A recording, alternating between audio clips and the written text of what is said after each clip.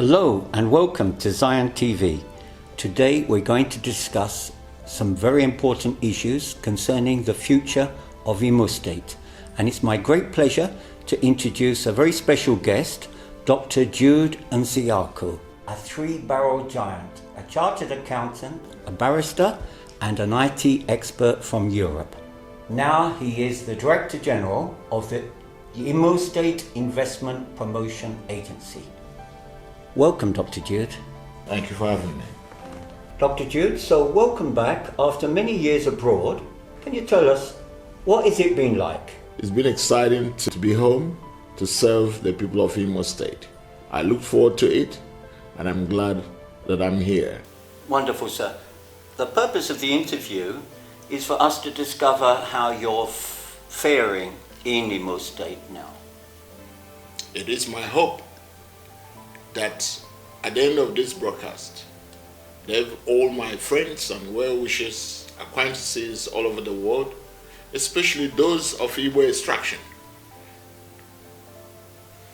by extension Imolites, who have been waiting to know how I have fared in the administration of Senator Hope Uzodinma, the governor of Imo State. Let me assure you, my friends, that the views I express in this broadcast are completely mine and independent of the government, even though I'm an appointee. That's great. So, sir, could you expand upon your role? My work as a Director General centers around promoting and attracting investment into Imo State, and also to engineer initiatives that promote enterprise and economic development. Sadly, the duties of this office have been neglected by previous governments of Imo State for more than 12 years. If the agency had been fully supported, it would have changed the economic fortunes of the state.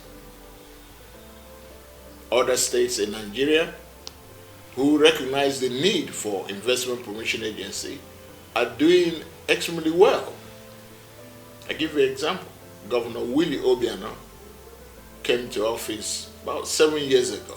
He quickly recognized the need for an investment promotion agency. He set one up.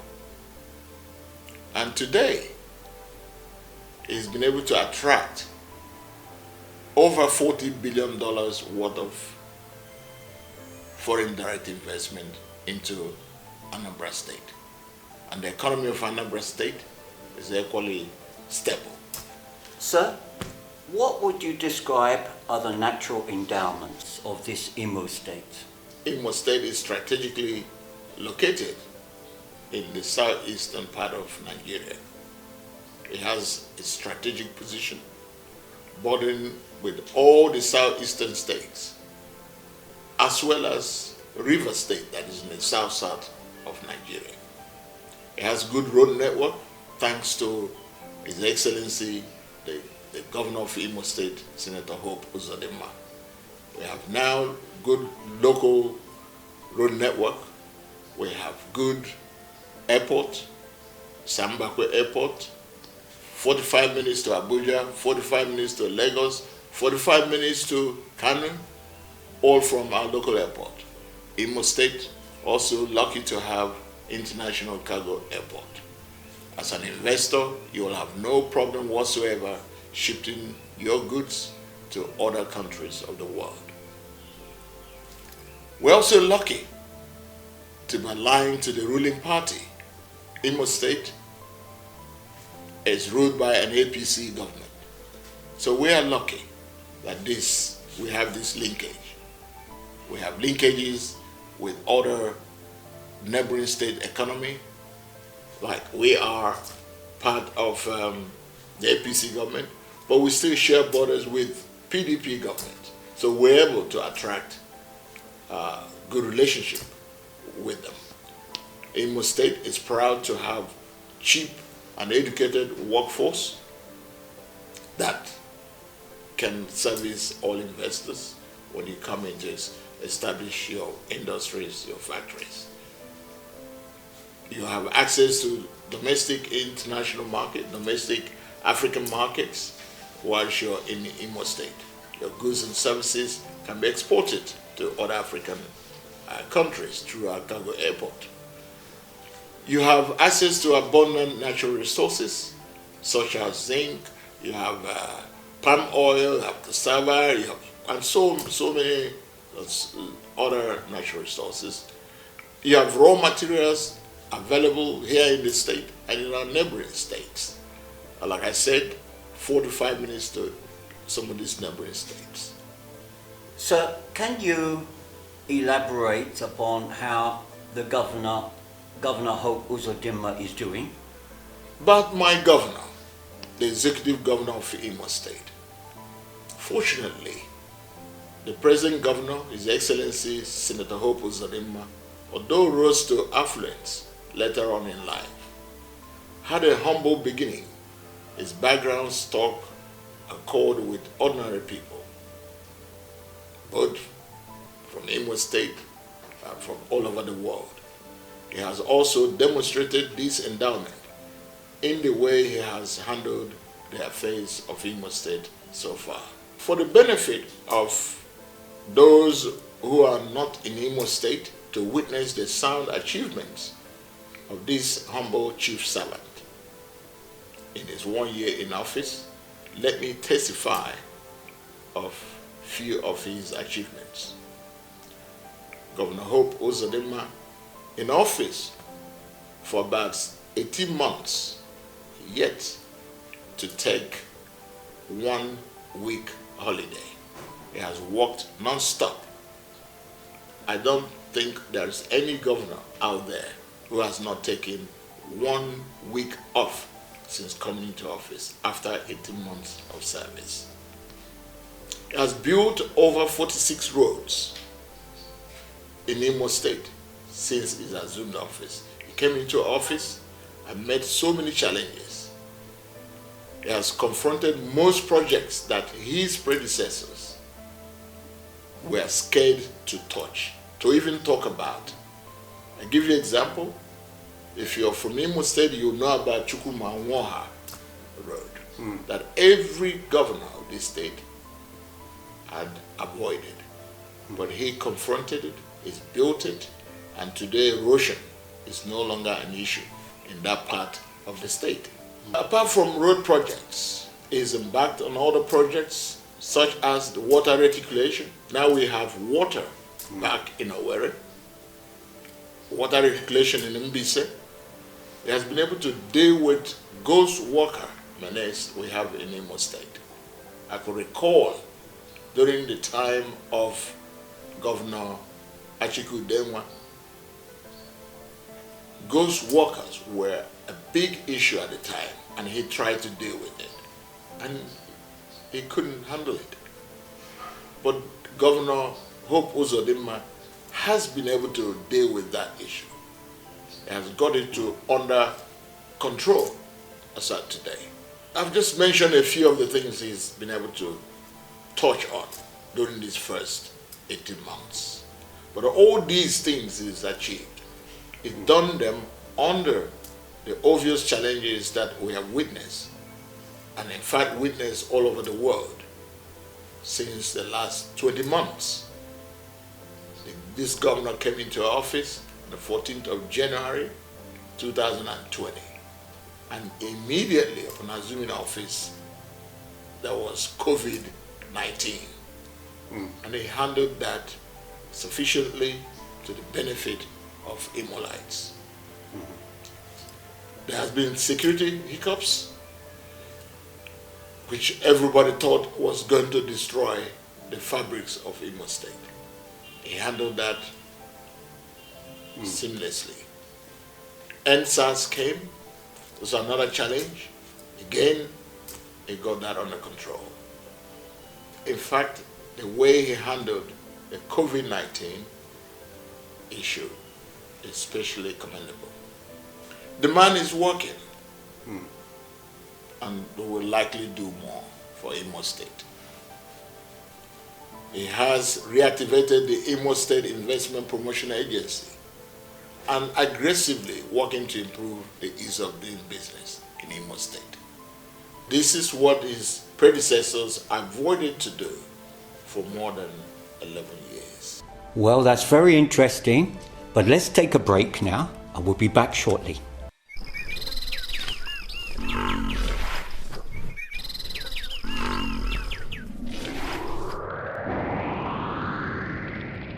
Welcome back.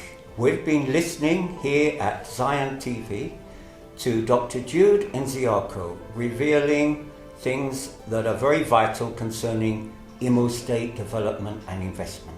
Welcome back, Dr. Jude. Thank you, Dave. So can you compare how Imo is doing in comparison with other states? Comparing Imo State with other states, in spite of these efforts that the present governor of Imo State has made, regrettably, our neighboring states appear to be miles ahead of Imo State economically.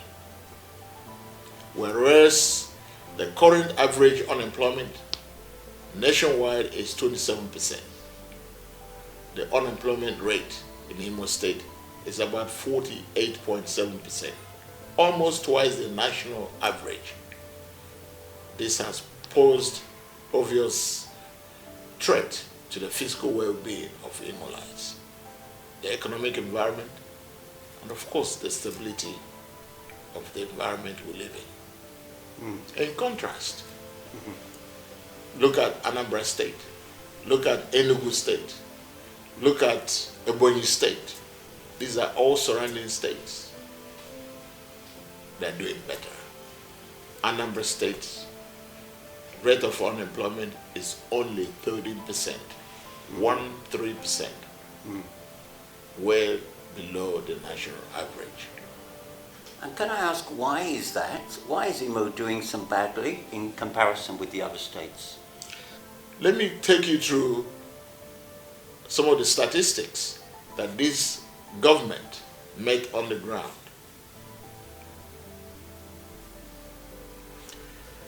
We have the highest, as I said earlier, the highest rate of unemployment, 48.7%.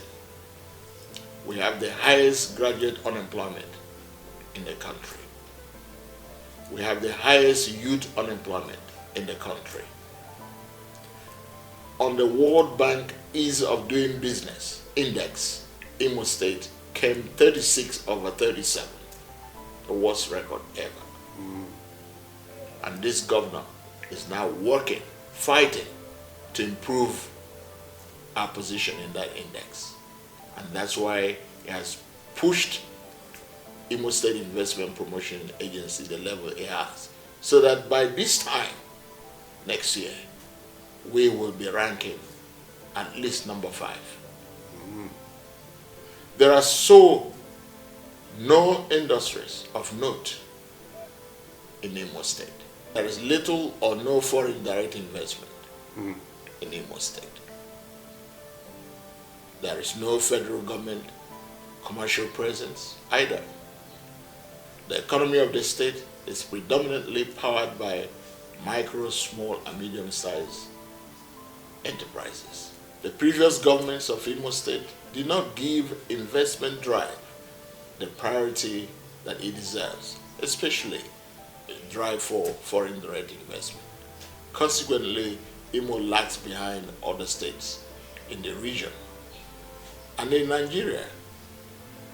And now we require about 20 years of hard work to catch up with the other states. There are other reasons that Imo has done so badly. One, our neighboring states have enjoyed continuity in governance. For example, since after Jude of Anambra State,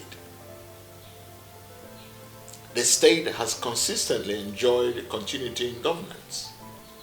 No ex-governor or senator has openly attacked a serving governor, either by words or by deeds. In Imo State, there is constant face-off between the predecessor and successor governors, and that has become the norm.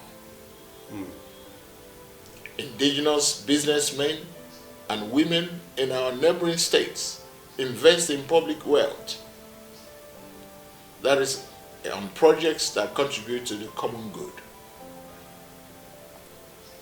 This practice fights against poverty and increases employment opportunities.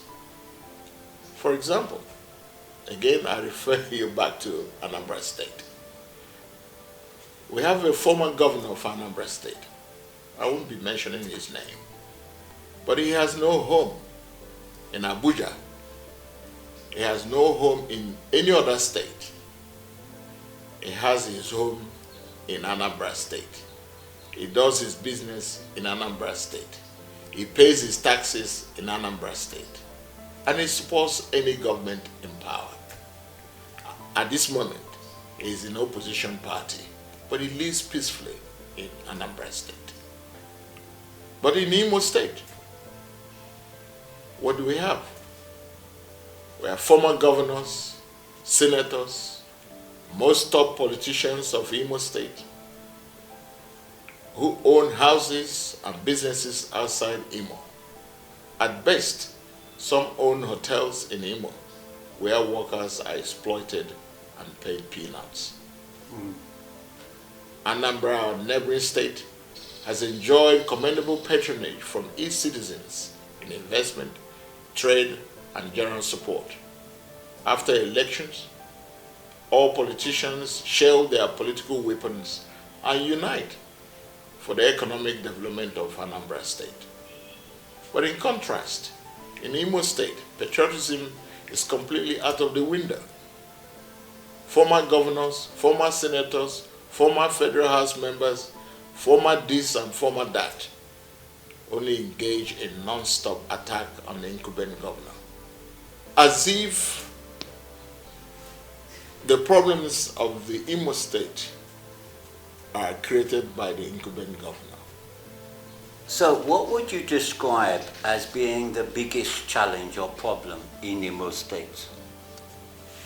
There are bigger problems in Imo State. For example, most rich Imo people do not invest in industries or employment or poverty reduction projects except in hotels and filling stations. It's a big problem. Although hotels and filling stations are economic entities, they do not offer any career building employment. Employees who are mostly students are often abused and sacked without notice. There is a high level of corruption in civil service in Imo State. Though they are not paid commensurably well, but some do not even like coming to work. They pay no contributions. They make no effort whatsoever to do the work they are employed to do. Ghost working is still rampant. Although the incumbent governor has dealt with ghost working up to 65%, I would say, but ghost working is still common. Some of the workers have been away from their duty post for up to 2 years, and they are still getting paid. We have some evidence.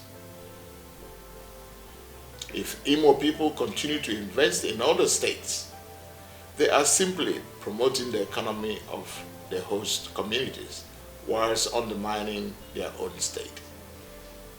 The incumbent governor cannot do any magic in the economic development of Imo State. Imo State belongs to all of us, and it's our only home.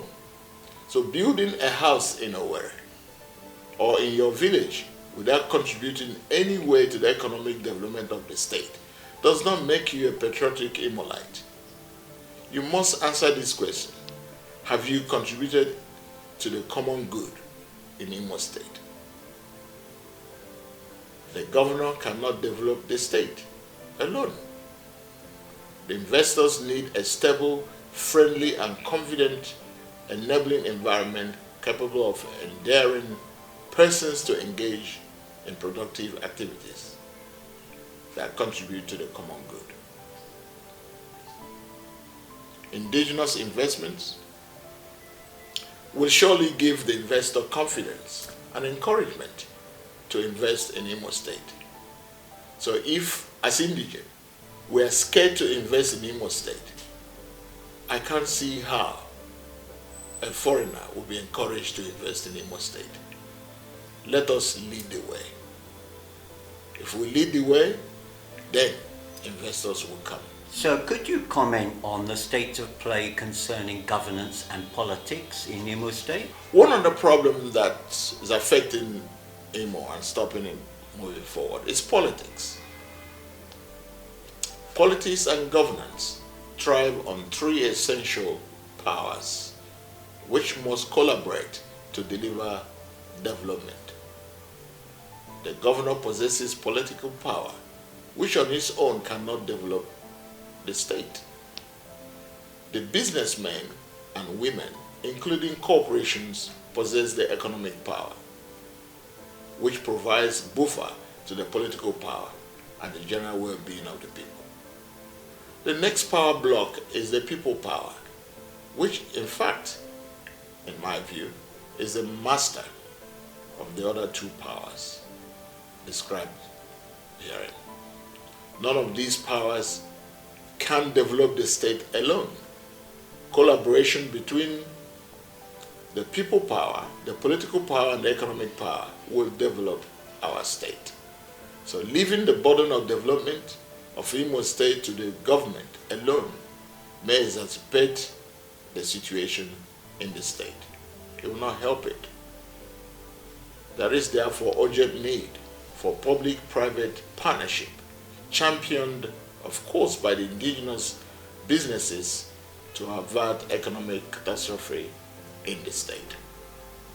I'm calling on all Imolites all over the world, and Imolites at home in particular, businessmen and people of means, to rally round and invest in Imo State. So many of the governments in the past had the wrong notion that the government could survive without investors.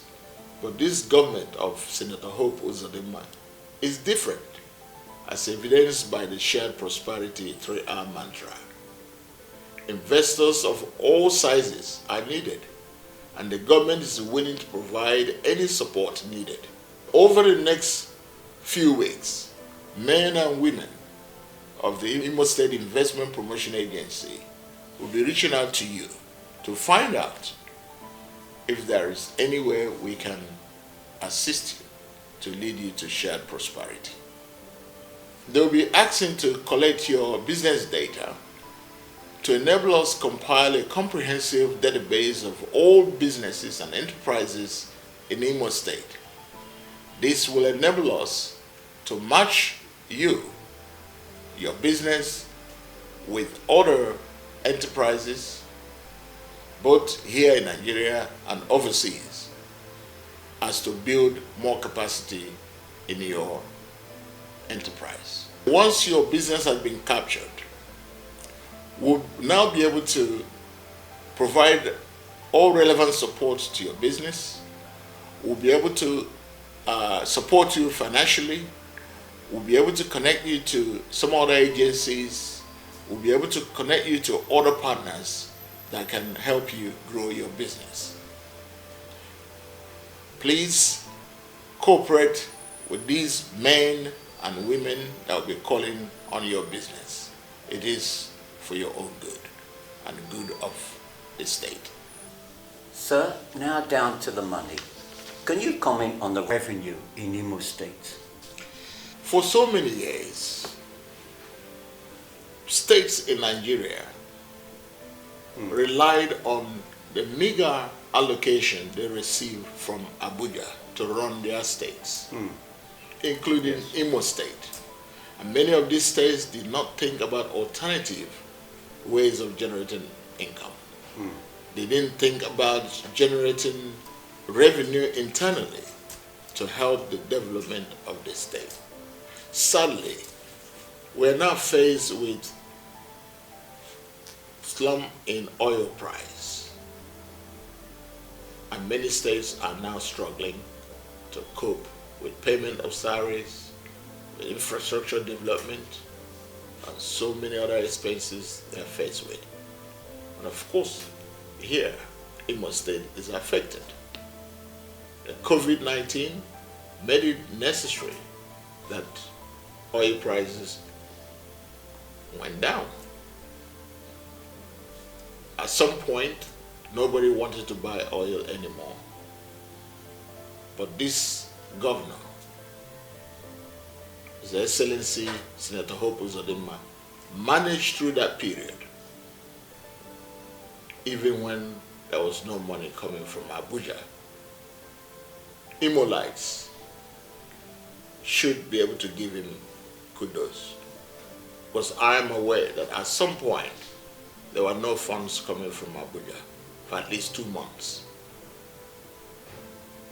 Even now that we've started getting funds from Abuja, the average annual income from the federal government for Imo State, excluding local government income, can best be put at 48 billion naira. That's about 4 billion naira per month. It is from there that he pays salaries for civil servants, for teachers, for government appointees, for pension, and you name it. And whatever that is left, he now puts it into building roads and other infrastructure. Luckily for us, because he's a very, very prudent governor, he has been able to increase the internally generated revenue of the state to up to 1 billion naira per month. And that again has assisted him to do the magic he's doing in infrastructure development.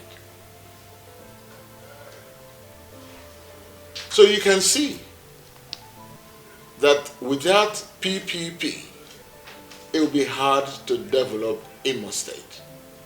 So you can see from this figure that without PPP, Imo State may continue to languish in poverty. Because of the compound neglect over the previous years, Imo now needs about 20 years to catch up with our neighboring states. Very interesting. Now let's take a short break.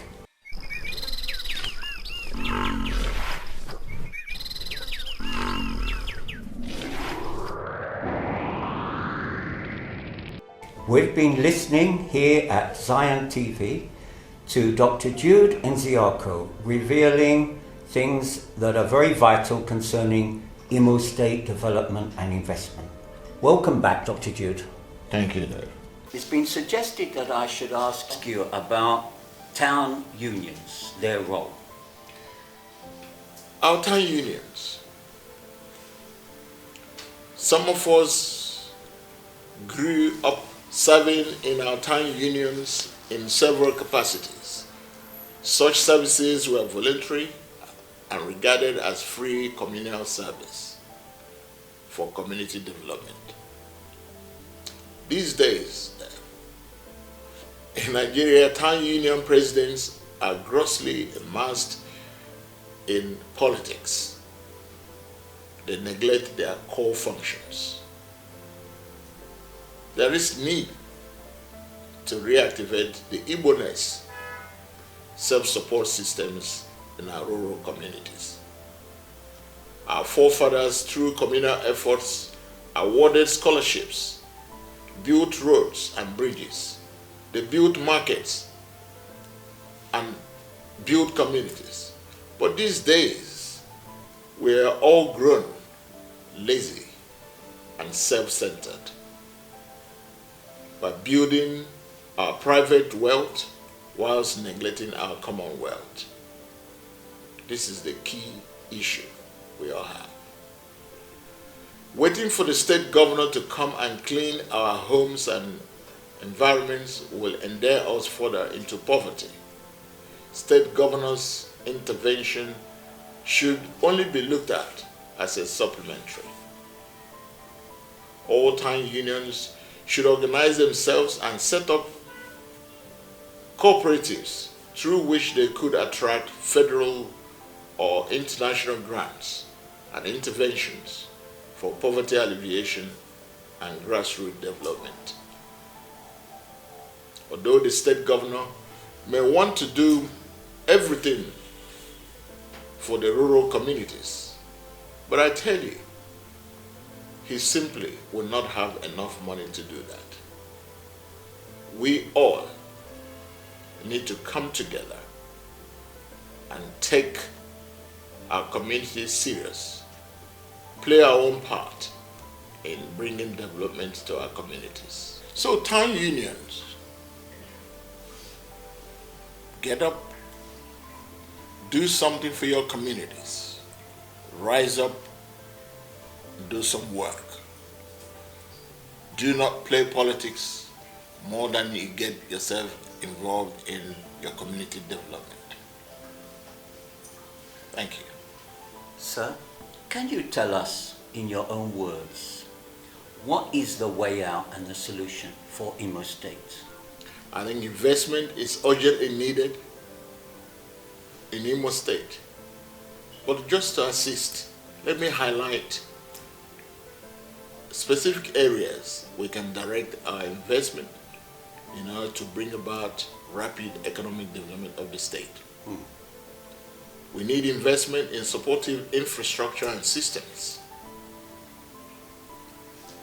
This investment will promote industries that provide investment-related infrastructure and systems that are critical to investment itself. I give you examples. Energy companies that can provide to at least industrial clusters are needed in the state. Those that can undertake road projects on toll basis, especially busy roads that lead to farms, to industrial clusters, they are welcome. Transport companies, investment in this area will certainly aid rapid development. We need investment in export-oriented industries that promote industries that focus on abundant labor that is available in our state. We need investment in domestic market-oriented industries. What do I mean by this? We need to promote industries that mostly target Nigerian and African market, focusing on the size and domestic market and underdeveloped local industries, including, of course, infrastructure, food processing systems, merchant distributions, and transport systems, and so on and so forth. We also need investment in resource-based businesses. Again, this is to promote industries that process local resources, such as agriculture, mineral resources, forestry, fishery, piggery, you name them. There's huge opportunity in this area. We also need investment in knowledge-based industries. We need to promote service industries that provide new services based on expertise. Example, education, consulting, science, finance, insurance, information technology, health service, communication, and so on and so forth. Imo State is green.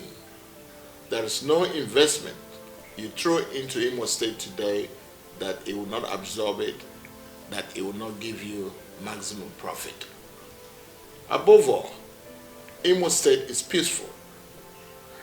We need to capitalize on the peaceful nature of Imo State and the Imo people.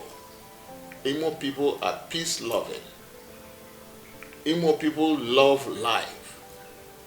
Sir, I want to ask you, can you give a special message direct to the Imolites, both here and in diaspora? For all Imolites, Let, let us borrow a leaf from Anambra State. Once a governor emerges, all political opponents rally around the winner for the interests of the state. There can only be one governor at a time. Politicians in opposition can be patriotic by serving as objective monitoring tool, checking government excesses, falsehoods, innuendos, instigation, blackmail, and similar acts are not opposition politics, but in fact dangerous and unpatriotic. If we continue to destabilize the incumbent governor and his administration, we are not acting in the interests of Imo people. We are simply being selfish. And in fact, the Imo people should see such person as enemy of the state. Imolites all over the world should rise up and join hands and lift our economy. We need to fight unemployment and poverty. We need to borrow a leaf from the practice of the old when Imo was Imo. Imolites built roads for themselves. They helped one another. After all, Sambakwe's airport was built by social capital. That's money contributed by people. We can develop Imo State in a similar manner. If we wait for the government to do it, there's simply not enough money to do it on time. There's a lot of catching up to do. A true son of Imo State, Chief Mbata, recently demonstrated that this old practice can still work when he built about 2-kilometer road at New Owerri and donated it to the state government. This is commendable. All Imolites must declare the remaining part of this year and next year as years of patriotism. Imo first.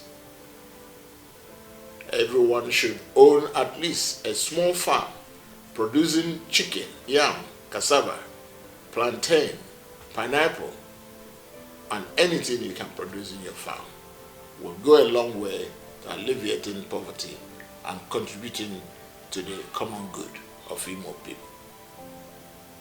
All Imolites engaged in business in other states should, as a matter of urgency, set up branches in Imo State at least. It is worrisome that as Imo indigenes, we promote the economy of other states and countries, pay our taxes in other states and countries, yet expect Imo State to be developed when we visit home. There is simply not enough money in the government system. The state's 4 billion naira per month is not sufficient to do all this work. Many Nigerians overseas earn more than $6 million per month. See, Dave, this, as you know, the smallest state in the United States by population is Rhode Island, with a population of just above 1 million, but with an annual budget of $6.6 billion or 3.3 trillion naira per annum. And the smallest region, or you can call it a state in Ghana, Ahafo, has a population of 2.3 million people, yet a monthly budget of $6.6 million. You can do the maths yourself. We do not have enough money in Imo State to catch up with years of neglect. Now we want to catch up with other states. There is need to urgently increase the internally generated revenue of Imo State. This will happen seamlessly if there are a reasonable number of enterprises in Imo State who employ our people and pay their taxes. our brothers and sisters in diaspora should respond now. As a diasporan myself, I know that we have Imo State town unions in diaspora in every country of the world. Just like the governor of Imo State is currently working with the town unions in Imo State, he's also prepared to work with all the town unions in diaspora. The Imo State unions and associations in diaspora can develop Imo State within 2 years if we all put our resources together with our tiniest investment. Just $5 each of us invest every month in Imo State will raise over 500 billion naira per annum for projects. This money can be invested in capital projects that will create employment and more revenue for you as an investor and for the government. You will, above all, be proud of your state when you visit home and see the level of development achieved in your state by your $5 per month. Over the next few weeks, the Imo State government, through the Investment Promotion Agency, will be unveiling platforms for all Imo indigents all over the world to invest their widow's mite in Imo State. Imo State is very safe for your investment. I have volunteered my time to serve in the agency for at least the next 3 years just to ensure a smooth takeoff of this project. Fortunately, we have a governor of the state that has submitted himself totally to the will of God and has displayed and pledged total accountability to the people of Imo State. We also have stable financial institutions in Nigeria and in Imo State to manage your investments. There will be adequate risk assessment before investment. All money generated from this call will be reserved for equity investment only. The fund and projects will be independently managed by reputable financial institutions. This way, you as an investor will be a venture capitalist because you are investing in equity. Don't miss this opportunity. We can no longer sit by and wait when our home is on fire. We still have massive unemployment. The youths are becoming very agitated and very aggressive. If we do not respond now, all of us will have cause to blame ourselves sooner or later. Sir, could you comment on the role of federal government in this challenge of managing Imo State? I'm using this opportunity to also call on the federal government to review its monetary and fiscal policies so as to ensure elaborate financial inclusion for all sectors and states. Although there are several federal government incentives aimed at assisting micro, small, and medium-sized enterprises in Nigeria, but my investigation reveals that less than 0.5% of Imolites who are eligible for these incentives have benefited from the initiatives. Sir, the interview has been fascinating. And can I ask you over the next few minutes to make your general conclusions? In my conclusion, although there is relative peace in the state at present, as always, we should note that we still have 48% of our people unemployed. This poses a danger, serious danger in the state, considering the uprising in the other states of Nigeria. My fear is that if we do not do enough to assist the unemployed, particularly the unemployed graduates, the unhealthy tempo in some other states may spring up in our own state as well. There is therefore urgent need for every Imolite in diaspora to rise to support the efforts of our governor, distinguished Senator Hope Uzodimma, who, frankly speaking, is a God-sent man at this time. Irrespective of any contrary view you may hold against him or his administration, he is simply doing his best. Therefore, as you know, this is a difficult time in Nigeria, generally. There have been several calls by so many prominent Nigerians for Nigerians to rise and defend themselves. I personally believe that this is not a call for us to rise and carry arms, but it's a call that we must all answer. We must heed to this call seriously. A call to defend ourselves is not necessarily a call to acquire arms, but it's a call to defend our land economically. Let me make further appeal to the people of Imo State. I'm asking you to unite and support the efforts of the governor, distinguished Senator Hope Uzodimma. It is obvious that tiny minority of Imolites are not happy, especially with the recent past security hiccups in the state. I thank God that today peace has returned. Investors are once again coming to Imo State.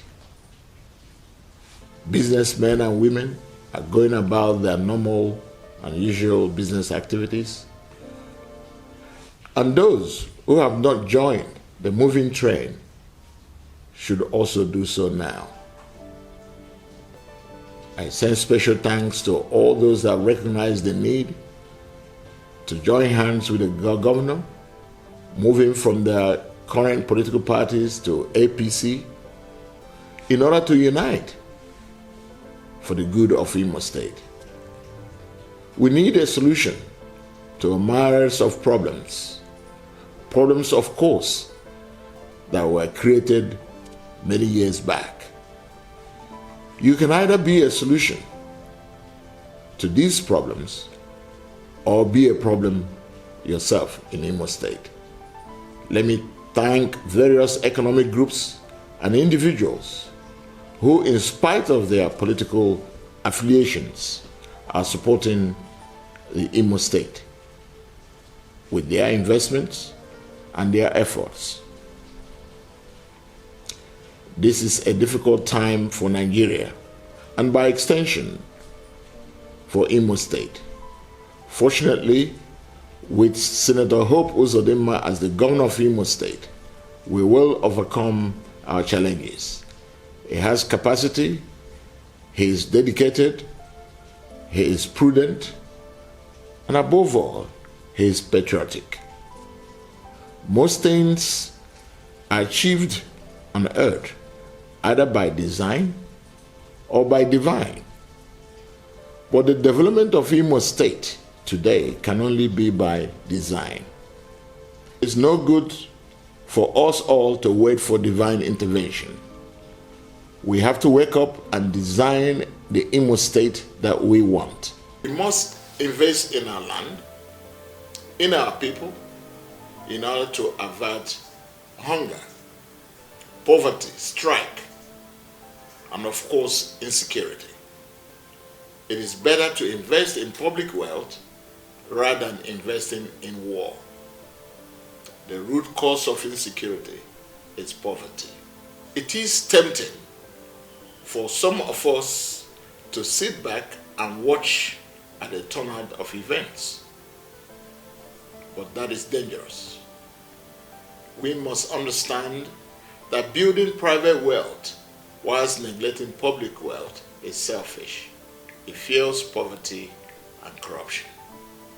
All Imolites in business and others with means should stand up now and be counted, or forever remain quiet. God bless you. God bless you all. God bless the Executive Governor of Imo State, distinguished Senator Hope Uzodinma. God bless Imo State. And may God bless the Federal Republic of Nigeria. Thank you. Well, it's been fascinating. You've heard it today on Zion TV. We've heard from Dr. Jude and Nzeako many revelations concerning Imo State, the challenges that the state faces, and yet the wonderful opportunities that exist for investors. The fact that against all odds, the state is beginning to be stabilized, thanks to the extreme dedicated efforts of the governor. As we've heard from Dr. Jude, there are many challenges, but now Imo State is positioned to be a safe haven for investments.